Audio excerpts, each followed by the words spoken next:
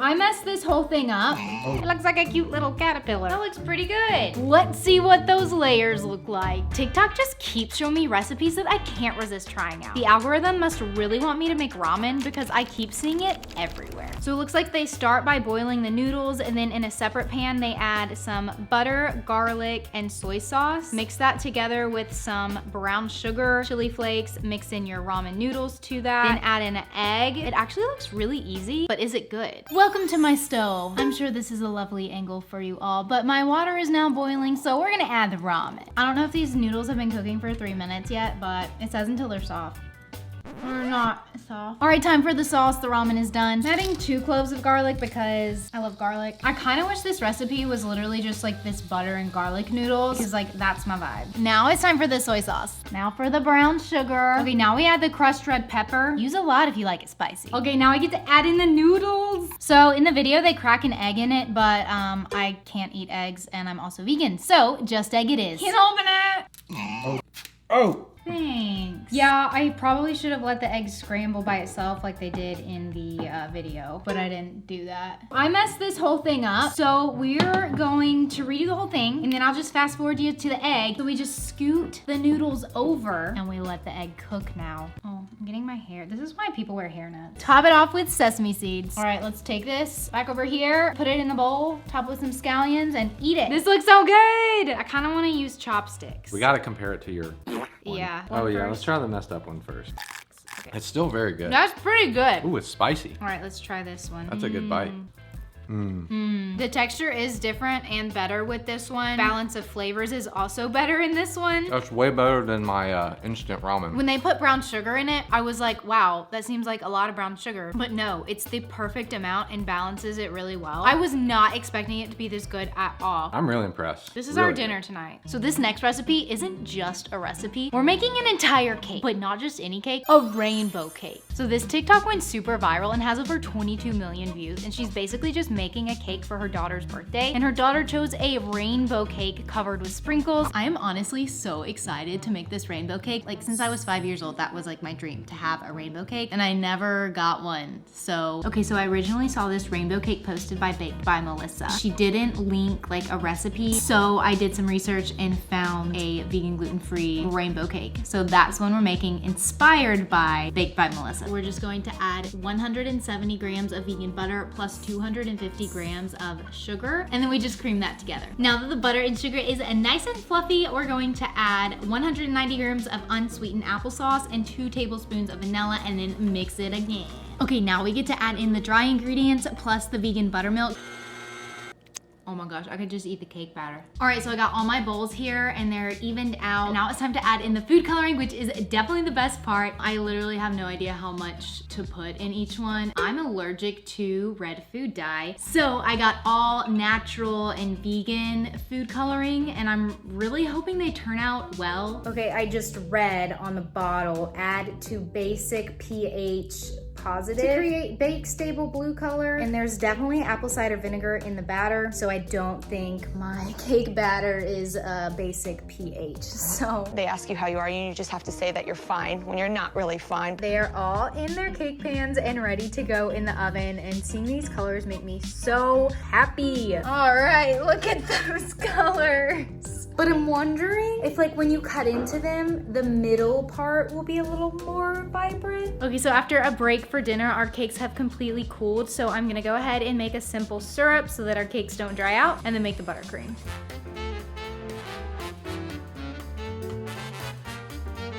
Okay, so I honestly like don't know the correct method of doing this, but it's a crumb coat, so it also doesn't really matter. So we're just gonna go for it. Okay, now we're back. It's out of the fridge. It's crumb coated. Isn't it beautiful? I'm so excited because this is my favorite part. We get to frost it and then cover it with sprinkles. So as you can see, I didn't try super hard to get my buttercream super smooth because I knew we were going to literally just smother it in sprinkles. So I got it covered in sprinkles. I think it looks pretty good. I also changed out the little tip of my icing bag. So I'm just going to add little cute things around the edge. Is this the right technique? Probably not. I'm not a professional. I really wish I was. Let's just admire this for a second. It took a long time. Okay, now I'm ready to cut into it. Let's see what those layers look like. Oh my gosh, look at those colors. That's really funny. All there's left to do is try it. Colors aren't the worst. No, they're just, I have clean lines, which makes me excited.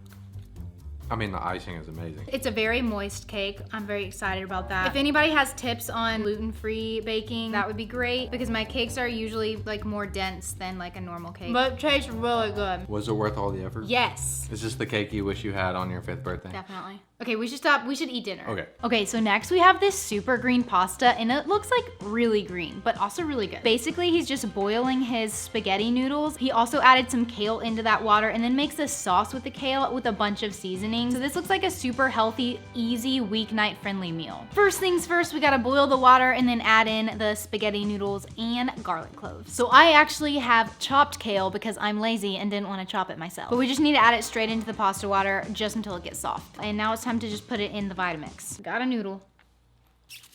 Then I'm gonna drain the pasta and make the rest of the sauce. This TikTok had literally 0 measurements, so we're just gonna wing it. So we need some nutritional yeast. This makes it super cheesy. It gives it some great flavor. I like a lot of it. Then we need some cashews, juice from a lemon, and then the garlic cloves, and I think he used 4, so he must also love garlic just like me. People who use like 2 cloves of garlic, like no, I'm gonna use like 4 to 6. So salt and pepper's next. I saved some pasta water to make our sauce. I don't wanna like trap all the steam in here, so I'm putting a towel over top. That smells really good. That is like the best sauce I've ever had. So I'm gonna take this sauce along with the pasta back to the stove and mix it all together to heat it up some more. It's ready! Look at that! All right, let's just plate it up. That looks so good. They weren't joking, it's green. That is really good. For the little effort that you have to put into this dish, it tastes fancy and it's healthy. It is really good. I think I could even make this. No, probably not.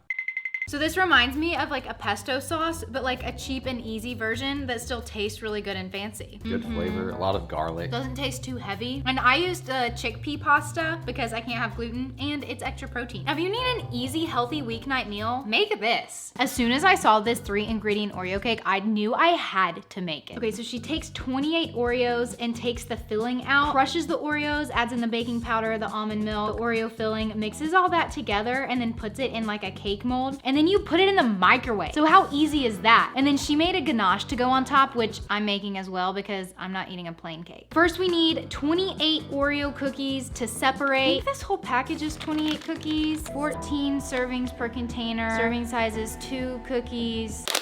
I wish I could just eat one, but we need all of them. Separate this out. This is actually kind of satisfying. Can I eat that? No, it goes in the thing. All right, now we need to crush these up. Now we take our crumbs, put them in a bowl, and then we'll whisk it with 1 teaspoon of the baking powder. Now we add 250 milliliters of milk, then we'll add in the filling. So now we whisk it together until it's a nice smooth mixture. Maybe I should start doing things left-handed to like make my brain smarter, you know? Look at that batter, oh my gosh. Now we put it in a silicone mold. So now we put it in the microwave for 6 minutes, but she did specify that her microwave was 750 watts and mine's 1,000 watts. So I'll just reduce it to an 8. Okay, it just finished for 6 minutes, so I don't know if it's done. So it's kind of goopy still. I'm gonna do it 1 more minute. Let's check it again. I think it'll stay together, we'll see. Okay, so while we're letting our cake cool, we're gonna make the ganache that she made. I don't know what I'm doing, and I don't know if it's gonna turn out, but you get 150 milliliters of piping hot cream and pour it over 150 grams of dark chocolate. Looks pretty good. We're gonna try to flip this. It came out. Pour this on top. I don't think I let it cool long enough, but I don't really care. Wait, that actually looks kind of good. I'm kind of amazed for how like easy this was, but No. Stop. Oh my gosh. it's fine. I didn't let it cool long enough. It's okay. The moment of truth. Let's see how the middle looks. That looks pretty good. I think it looks kind of like hers. The ganache turned out well. I know. Cheers. Cheers.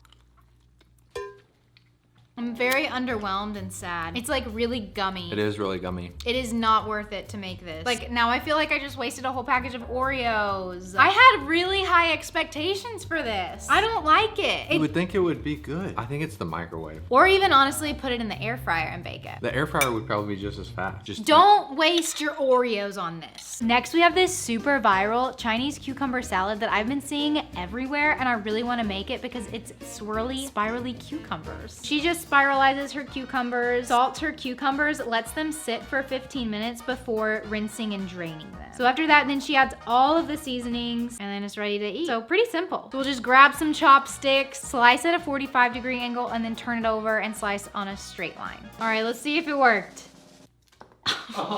But hey, it kind of worked. Now we just gotta try it 5 more times. It looks like a cute little caterpillar. It looks like a slinky. Yeah, like a slinky. Okay, so now we just put them all in a bowl and then salt them and let them sit for 15 minutes. Okay, so I just finished rinsing my cucumbers and now we just add in all of the ingredients and seasonings. About 1 tablespoon of minced garlic, 1 tablespoon of gochugaru. I've never tried it before. What's next? Tablespoon sesame oil, 2 tablespoons of rice vinegar, 1 tablespoon of soy sauce, 1.5 tablespoons of sesame seeds, and then 1 tablespoon of brown sugar. Beautiful. I think we just toss it together. This is looking good. Oh, look! Let's try it. Ooh, how do we eat this? I don't know. That's really good. Oh, you got some on your, you got it. I'm so impressed. Who knew cucumbers could taste so good? I mean, I already love cucumbers, but the way these are seasoned, oh my gosh. Those are the best cucumbers I've ever eaten. It's a perfect balance of flavors with like the spice from the gochugaru plus the brown sugar and then the saltiness of it all. This is cucumbers and it's better than the Oreo cake. Who would have thought? We have literally almost eaten this whole entire thing. It's like almost gone. So this next recipe I've been wanting to make for weeks now ever since I saw it because it looks like it has endless possibilities. So she's basically just making a dough out of tofu.